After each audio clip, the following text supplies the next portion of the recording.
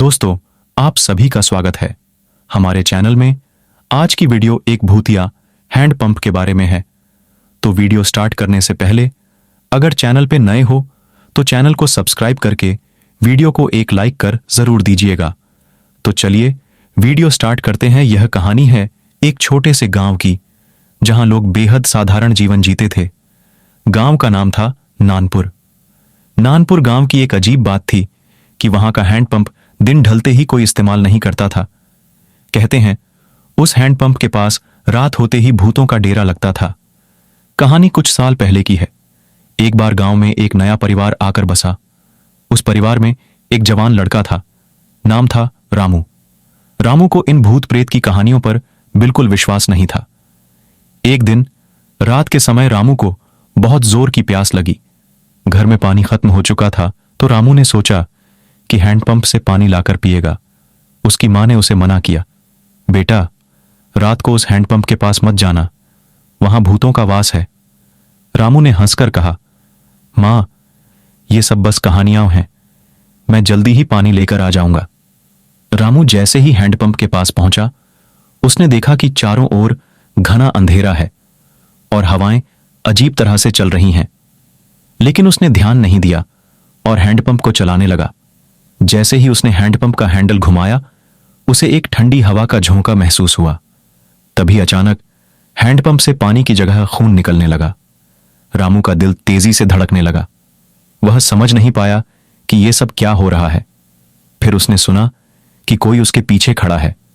उसने पलट कर देखा तो उसकी आंखें फटी रह गईं। एक सफेद साड़ी पहने और बिखरे बालों वाली एक औरत खड़ी थी, जिसकी आंखें लाल थीं और चेहरा भयानक था। रामू ने डर के मारे जोर से चिल्लाया और दौड़कर गांव की तरफ भागा। गांव के लोग उसकी चीख सुनकर बाहर आ गए। उन्होंने रामू को बेहोश पड़ा देखा और उसे घर ले गए। जब रामू को होश आया उसने अपनी मां को सब कुछ बताया। गांव के बुजुर्गों ने कहा कि वह भूत वास्तव में एक औरत की आत्मा है, जिसे बहुत साल पहले वहां मार दिया गया था और उसकी आत्मा को शांति नहीं मिली थी। उस घटना के बाद रामू ने कभी उस हैंडपंप के पास जाने की हिम्मत नहीं की। गांव के लोग भी उस हैंडपंप के पास जाने से डरने लगे। शाम होते ही सभी अपने घरों में दुबक जाते और दरवाजे बंद कर लेते। इस प्रकार नानपुर गांव का हैंडपंप भूतिया कहानी का हिस्सा बन गया, जो पीढ़ियों तक लोगों को डराता रहेगा। रामू के साथ हुई इस घटना के बाद पूरे नानपुर गांव में खौफ का माहौल बन गया। लोगों ने दिन ढलते ही अपने घरों में बंद रहना शुरू कर दिया और रात के समय उस हैंडपंप की तरफ जाने की हिम्मत किसी ने नहीं की। रामू का अनुभव गांव वालों के लिए एक सबक बन गया था। लेकिन एक दिन गांव में एक साधु महाराज का आगमन हुआ। साधु महाराज की शक्ति और उनके चमत्कारों की कहानियां दूर दूर तक प्रसिद्ध थीं। गांव वालों ने साधु महाराज से उस भूतिया हैंडपंप के बारे में बताया और उनसे मदद की गुहार लगाई। साधु महाराज ने गांव वालों को आश्वासन दिया कि वे उस भूत को शांति प्रदान करेंगे। उन्होंने गांव वालों से कहा कि वे सभी एकत्रित हों और पूजा की तैयारियां करें। अगले दिन रात के समय साधु महाराज ने पूरे गांव के लोगों के साथ मिलकर एक बड़ी हवन का आयोजन किया। पूजा के दौरान साधु महाराज ने मंत्रों का उच्चारण किया और अग्नि में आहुतियां डाली। धीरे धीरे वातावरण में बदलाव आने लगा। हवा शांत हो गई और एक अद्भुत शांति फैल गई। तभी साधु महाराज ने गांव वालों से कहा कि अब समय आ गया है उस आत्मा को शांति देने का। साधु महाराज और गांव के कुछ बहादुर युवक हैंडपंप के पास पहुंचे। साधु महाराज ने वहां पर विशेष मंत्रों का उच्चारण किया और पवित्र जल का छिड़काव किया।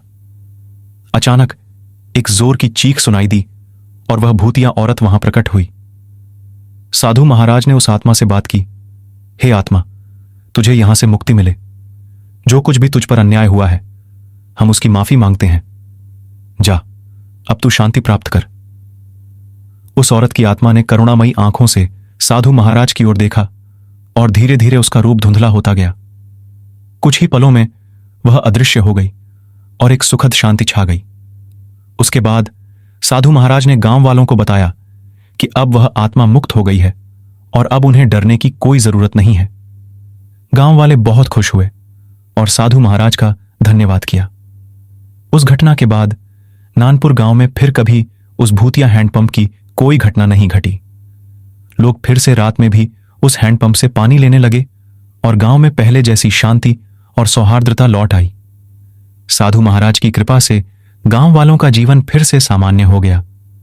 इस प्रकार नानपुर गांव की यह भूतिया हैंडपंप की कहानी पीढ़ियों तक सुनाई जाती रही। लेकिन अब यह डराने वाली कहानी नहीं, बल्कि साहस और मुक्ति की कहानी बन चुकी थी। साधु महाराज के जाने के बाद गांव में फिर से खुशहाली लौट आई। लोग अपने रोजमर्रा के कामों में व्यस्त हो गए और हैंडपंप का इस्तेमाल बिना किसी डर के करने लगे। लेकिन कहानी यहीं खत्म नहीं होती। कुछ महीनों बाद गांव में एक नई समस्या ने दस्तक दी। हैंडपंप का पानी अचानक से काला और बदबूदार हो गया। गांव के लोगों को समझ में नहीं आया कि यह कैसे हो गया। लोगों ने कई तरह के उपाय किए, लेकिन पानी साफ नहीं हुआ। गांव के बुजुर्गों ने फिर से साधु महाराज को बुलाने का फैसला किया। साधु महाराज ने गांव में आकर हैंडपंप का निरीक्षण किया और कुछ समय ध्यान में बिताया। ध्यान करने के बाद उन्होंने गांव वालों को एक चौंकाने वाली बात बताई। यहां एक और आत्मा की उपस्थिति है, साधु महाराज ने कहा। यह आत्मा उस औरत की आत्मा से भी ज्यादा शक्तिशाली है और इसके पीछे एक पुराना और गहरा रहस्य है। गांव वालों को फिर से डर ने घेर लिया। साधु महाराज ने गांव वालों से कहा कि उन्हें इस आत्मा की मुक्ति के लिए एक विशेष अनुष्ठान करना होगा। इस अनुष्ठान में पूरे गांव को शामिल होना होगा और इसे करने में 3 दिन लगेंगे। साधु महाराज ने पहले दिन गांव के सभी पुरुषों को बुलाकर जमीन की खुदाई करने को कहा। खुदाई करते वक्त उन्होंने एक पुराना संदूक निकाला जो मिट्टी में गड़ा हुआ था। संदूक को खोलने पर उसमें से कई पुराने दस्तावेज और एक पुराना खिलौना निकला। साधु महाराज ने दस्तावेजों का अध्ययन किया और पाया कि ये दस्तावेज उस समय के थे जब गांव की स्थापना हुई थी। दूसरे दिन साधु महाराज ने गांव के सभी महिलाओं और बच्चों को बुलाकर एक विशेष पूजा का आयोजन किया। उन्होंने गांव के चारों ओर एक पवित्र रेखा खींची और गांव के हर कोने में दीपक जलाए। उन्होंने विशेष मंत्रों का जाप किया और गांव की रक्षा के लिए देवी देवताओं से प्रार्थना की। तीसरे दिन साधु महाराज ने उस पुरानी आत्मा को बुलाने का अनुष्ठान किया। जैसे ही अनुष्ठान शुरू हुआ, हवाएं तेज हो गईं और चारों ओर अंधेरा छा गया। अचानक एक भयानक आत्मा प्रकट हुई। साधु महाराज ने आत्मा से बातचीत की और उसके दुखों का कारण पूछा। आत्मा ने बताया कि वह गांव का एक पुराना निवासी था जिसे धोखे से मार दिया गया था।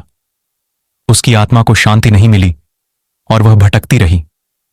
साधु महाराज ने आत्मा को शांति देने का वचन दिया और उसके परिवार को न्याय दिलाने का संकल्प लिया। साधु महाराज ने गांव वालों को उस आत्मा की कहानी सुनाई और बताया कि अब उन्हें उस आत्मा के परिवार की पूजा करनी होगी ताकि उसकी आत्मा को शांति मिले। गांव वालों ने पूरी श्रद्धा के साथ पूजा की और आत्मा को शांति मिली। इसके बाद हैंडपंप का पानी फिर से साफ हो गया और गांव में सुख शांति लौट आई।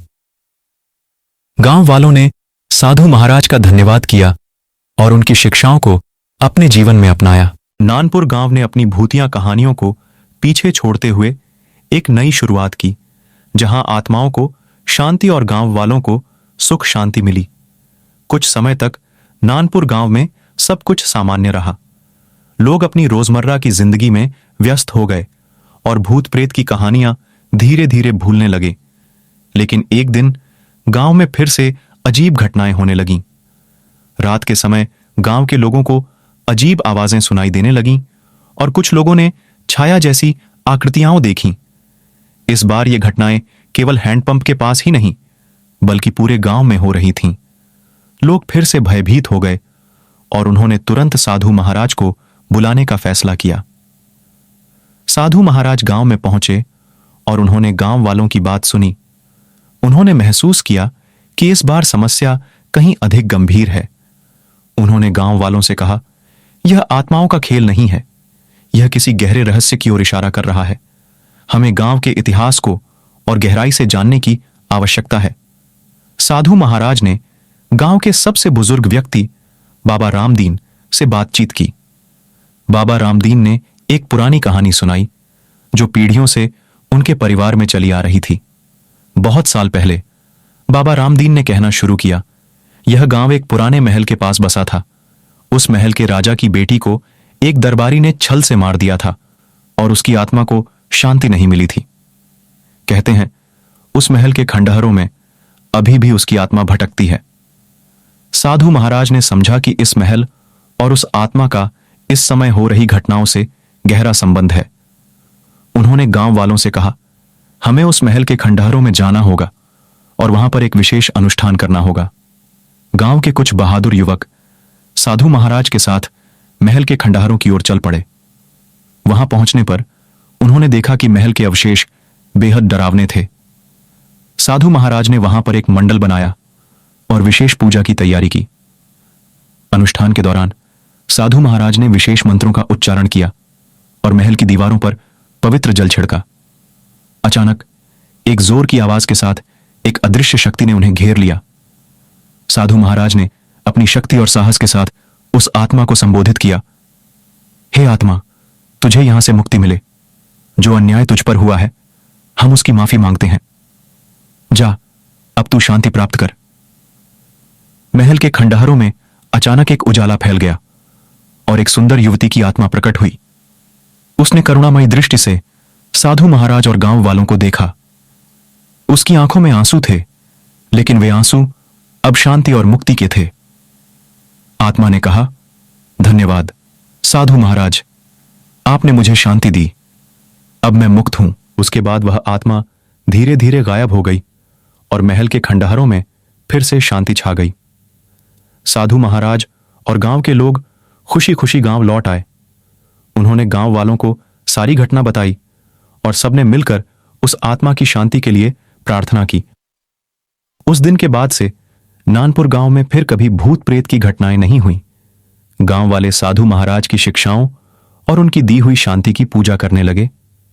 इस प्रकार नानपुर गांव ने एक बार फिर अपने इतिहास के भूतों से मुक्ति पाई और एक नई शांतिपूर्ण शुरुआत की।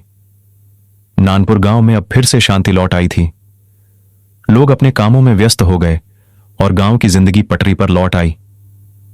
लेकिन कहानी यहीं समाप्त नहीं होती। कुछ साल बीत गए और गांव में एक नया मंदिर बनवाया गया जो साधु महाराज की स्मृति में था।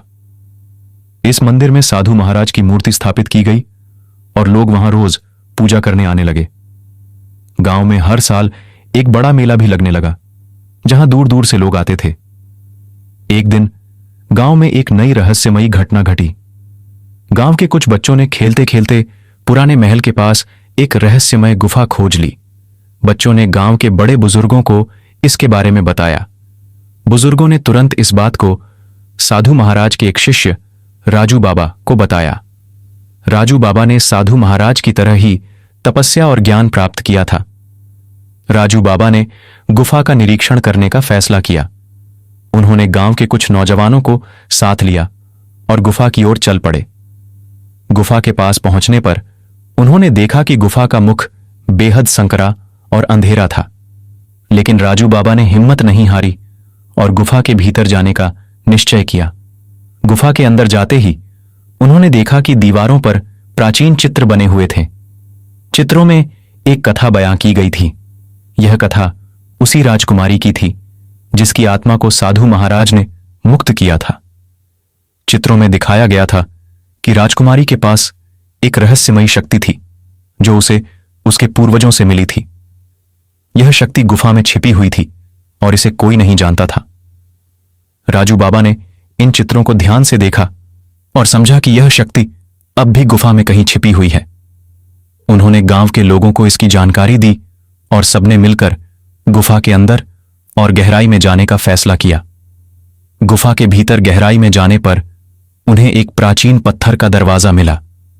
दरवाजे के ऊपर एक शिलालेख था जिसे पढ़ने पर पता चला कि इस दरवाजे के पीछे राजकुमारी की शक्ति छिपी हुई है और इसे केवल सही समय पर और सही उद्देश्य के लिए ही खोला जा सकता है। राजू बाबा ने ध्यान किया और उस शक्ति को जागृत करने के लिए प्रार्थना की। जैसे ही उन्होंने प्रार्थना पूरी की, पत्थर का दरवाजा धीरे धीरे खुल गया। दरवाजे के पीछे एक चमकदार रत्न था जो राजकुमारी की शक्ति का प्रतीक था। राजू बाबा ने रत्न को उठाया और उसे मंदिर में ले गए। उन्होंने गांव वालों से कहा, यह रत्न हमारी रक्षा और समृद्धि का प्रतीक है। इसे मंदिर में सुरक्षित रखा जाएगा और इसका उपयोग केवल गांव के कल्याण के लिए किया जाएगा। गांव वालों ने इस रत्न को पूजनीय माना और उसे मंदिर में स्थापित कर दिया। इसके बाद गांव में समृद्धि और खुशहाली लौट आई। लोग राजकुमारी की कथा को गर्व से सुनाते और उस शक्ति के रत्न को अपनी भक्ति और श्रद्धा का केंद्र मानते। नानपुर गांव अब एक शांतिपूर्ण और समृद्ध स्थान बन गया, जहां भूत प्रेत की कहानियां केवल इतिहास के पन्नों में रह गईं। गांव वालों ने एकजुट होकर अपने गांव की रक्षा की और अपने पूर्वजों की विरासत को सम्मान दिया। इस प्रकार नानपुर गांव ने अपनी कहानी को एक सुखद अंत दिया और आने वाली पीढ़ियों के लिए एक प्रेरणा बन गया। तो दोस्तों, वीडियो यहीं पे एंड होता है। वीडियो पसंद आया हो तो वीडियो को लाइक करके चैनल को सब्सक्राइब कर लीजिएगा। तो चलिए मिलते हैं किसी नई वीडियो, किसी नई टॉपिक के साथ। तब तक के लिए सभी को गुड बाय।